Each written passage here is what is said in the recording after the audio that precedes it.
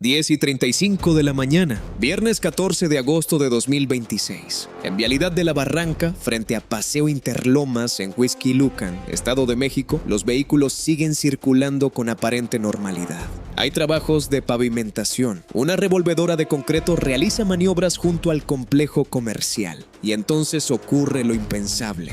De acuerdo con la investigación preliminar del municipio, la unidad golpea una pesada estructura metálica que forma parte de la fachada. La estructura pierde estabilidad, se viene abajo y cae directamente sobre un vehículo particular. Dentro hay una mujer. Los equipos de emergencia llegan, pero ya no pueden salvarla. Muere ahí, aplastada bajo toneladas de metal. Pero hay una pregunta que el video no puede responder por sí solo. ¿Cómo fue posible que una maniobra de obra terminara colocando a un automovilista justo debajo de una zona capaz de convertirse en segundos en una trampa mortal?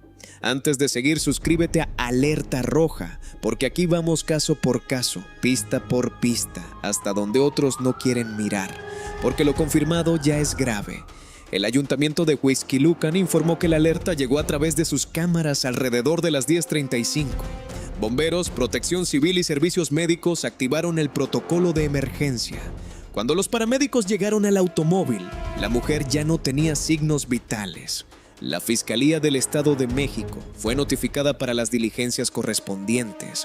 Y aquí aparece la primera contradicción.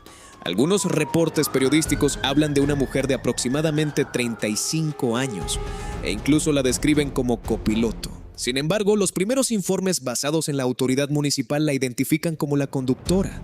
Hasta la tarde-noche de este 14 de agosto, su nombre completo y su edad no habían sido sotoshiqueblemente revelados.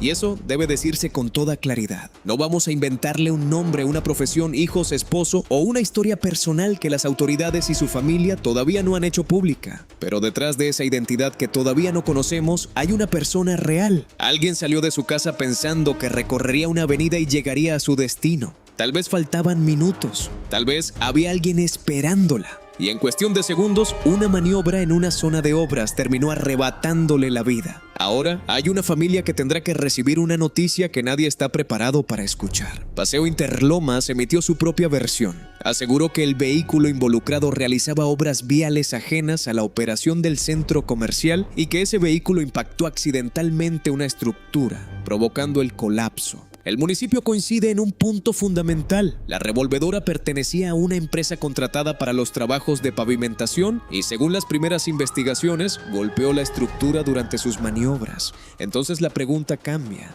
Ya no es solamente que golpeó la estructura, es quien permitió que una maniobra de maquinaria pesada se realizara mientras vehículos particulares podían pasar por la zona de caída. ¿Había un perímetro suficiente? ¿Había bandereros? ¿Debió cerrarse la circulación? ¿Existía una ruta segura para la revolvedora? ¿Quién dirigía esa maniobra? ¿Quién supervisaba?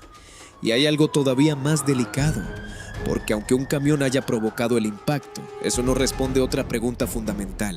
¿En qué condiciones estaba esa enorme estructura antes del golpe? La escena parece simple. Una revolvedora golpea una estructura, la estructura cae y una mujer muere, pero jurídicamente puede ser mucho más complicado.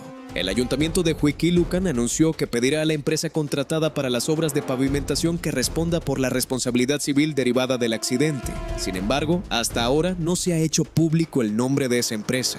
Tampoco el nombre del operador de la revolvedora ni quién estaba encargado directamente de supervisar las maniobras. La Fiscalía Mexiquense tendrá que determinar responsabilidades, pero hay más. Paseo Interlomas insiste en que las obras viales eran ajenas a su operación.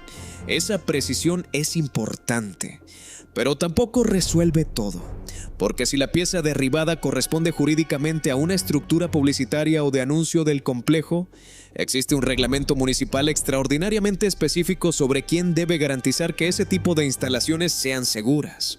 Y aquí empieza otra ruta de investigación. El reglamento de anuncios de Huixquilucan establece que los anuncios y sus estructuras deben contar con condiciones que garanticen estabilidad y seguridad.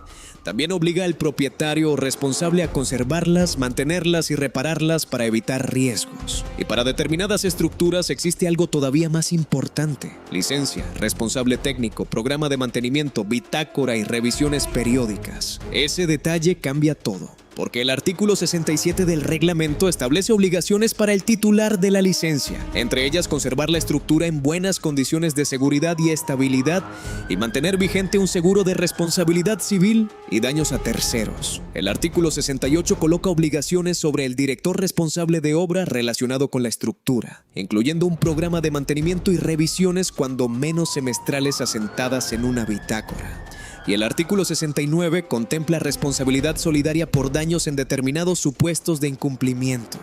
Ojo, hasta ahora no está confirmado públicamente que la estructura que cayó esté jurídicamente clasificada bajo esas disposiciones específicas, ni que existiera una falla previa de mantenimiento.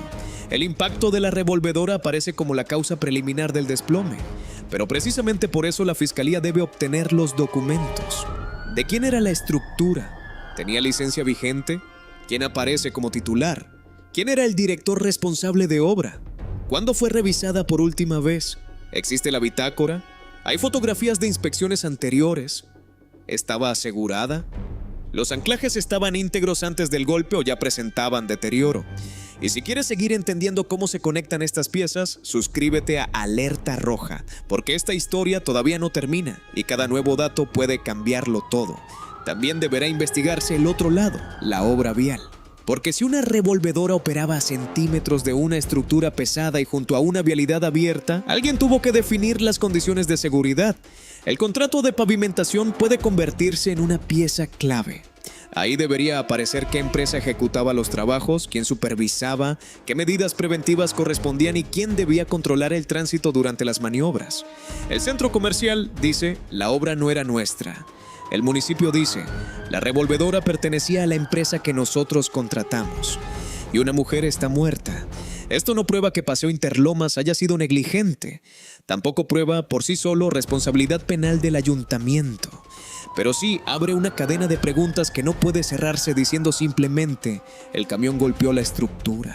Porque un accidente de esta magnitud puede tener un detonante inmediato y al mismo tiempo varias condiciones que hicieron posible la tragedia. El golpe pudo ser el primer dominó visible. La verdadera investigación tiene que descubrir quién acomodó todos los demás.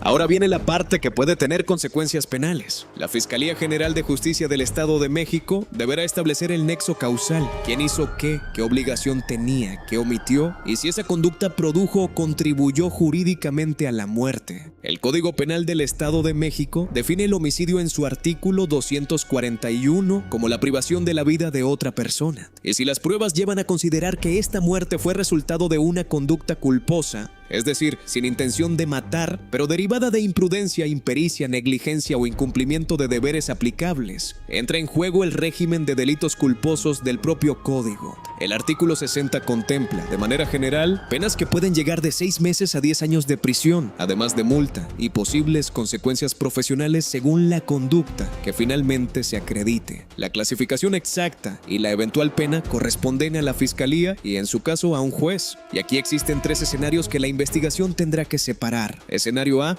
un accidente esencialmente imprevisible. La estructura estaba correctamente diseñada, revisada y mantenida. Existían medidas razonables de seguridad y una maniobra excepcional de la revolvedora generó un impacto suficientemente severo para derribarla.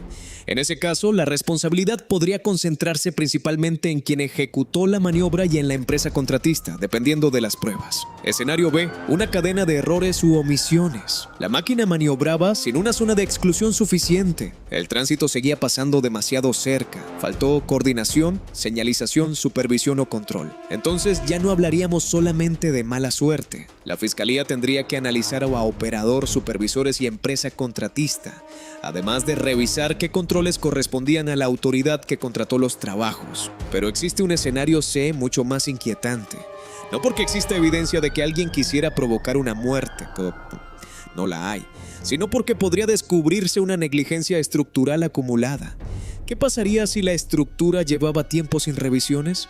Si no existiera bitácora, si el permiso estuviera vencido, si hubiera daños anteriores, si las protecciones contra impactos fueran insuficientes, si alguien conocía un riesgo y decidió ignorarlo. Si alguna de esas líneas se confirma, entonces el caso cambia por completo. Por eso hay documentos que deben salir a la luz: el contrato de la obra vial, el nombre de la empresa, los datos del operador, los reportes de supervisión, los videos completos del C5, los peritajes de la revolvedora, los anclajes y columnas, la licencia de la estructura, el nombre del responsable técnico, las últimas inspecciones, la bitácora de mantenimiento y la póliza de responsabilidad civil.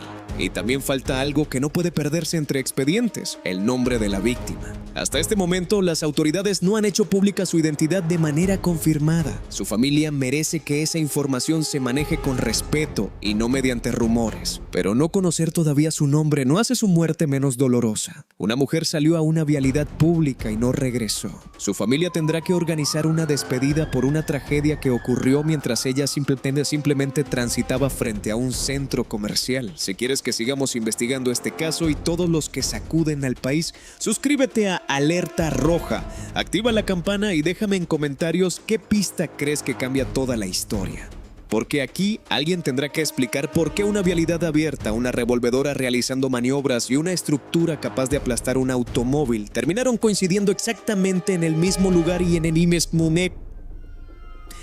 mismo segundo. ¿Fue únicamente el error de un operador? ¿Falló la empresa que ejecutaba la obra? ¿Existieron omisiones de supervisión? ¿La estructura cumplía realmente con todas sus revisiones? ¿O estamos frente a esa clase de tragedia en la que nadie se siente responsable hasta que alguien pierde la vida? Una mujer murió debajo de una estructura en Paseo Interlomas. Ahora la pregunta ya no es cómo cayó, la pregunta es cuántas oportunidades hubo para evitar que cayera sobre ella. ¿Y quién decidió que el riesgo era aceptable?